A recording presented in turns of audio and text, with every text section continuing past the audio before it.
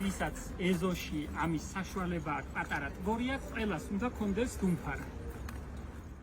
და ყველა გვეკითხება და ყველას გონია რომ ეს ამბავი ძნელია და არ გამოუვა ან ადვილად ვერ მოიყვანს. ამ დროს ძალიან ადვილია რომ თქვენ გქონდეთ ეზოში დუმფარები.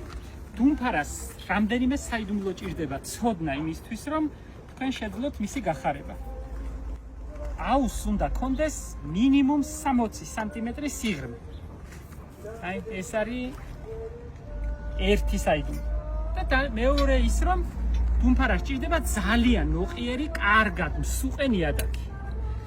ჩვენ ყოველ გაზაფხულზე როცა აუზს რეცხავთ, ქოთნებით ჩადგმულ, აი რამდენი თევზია შეგინახე. აი შეხედე. ქოთლების ქვეშ იმალებია. როცა გაზაფხულზე აუზებს რეცხავთ ხოლმე, ქოთნებით ამოგვაქვს დუმფარები, რომლებიც ჩადგმული გვაქვს აუზში. ეხლა მე ვეცდები ამ კაუჭიანი ჯოხით ამოვიღო თქვენთვის საჩვენებლად. ერთადერთი რაც აუზის მინუსია არის ის რომ ბევრი ბაყაყი გროვდება. თავიდან კი ძალიან სახალისოა, მაგრამ აი ნახეთ. ასე მაქვს ჩარგული. თავისი ყვავილიანად ამოცოცხლდა. აი ნახეთ საყვავილე ღეროები საიდან მოაქვს ფოთლები. საფოთლე ღეროები რამხელად ძირებად გადაქცეულა. სულ პატარები ჩავდგით და კოკრები ნახეთ, ერთი კოკორი, აგერ მეორე მოაქვს, აგერ მესამე. და გვიანობამდე შემოდგომამდე იყვავილებს. ერთი ძირი იყო რომ ჩავდგით, ეხლა უკვე ორია, ნახეთ. აი გაზაფხულზე როცა დავრგავთ, ამას გავყოფთ ორად. აი ნახე ადვილად ჩანს აქ. აი ორ სხვადასხვა ქოთანში გადავრგავთ.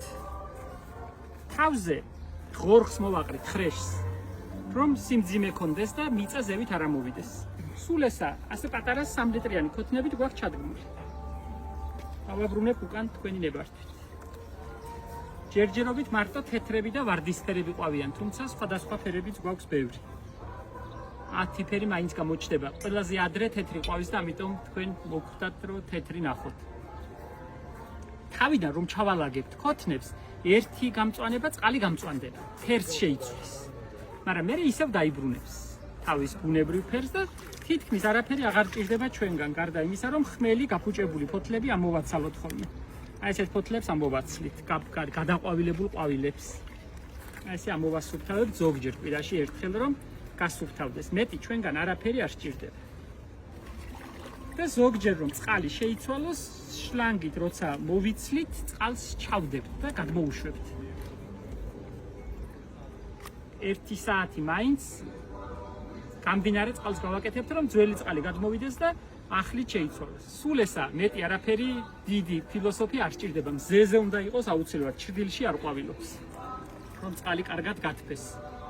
თუ კი მოგესურვებათ, სიამოვნებით ამოვაცოცებთ ქოთნებს და გაგატანთ და შეგიძლიათ თქვენს აუზებშიც გქონდეთ დუმფარები.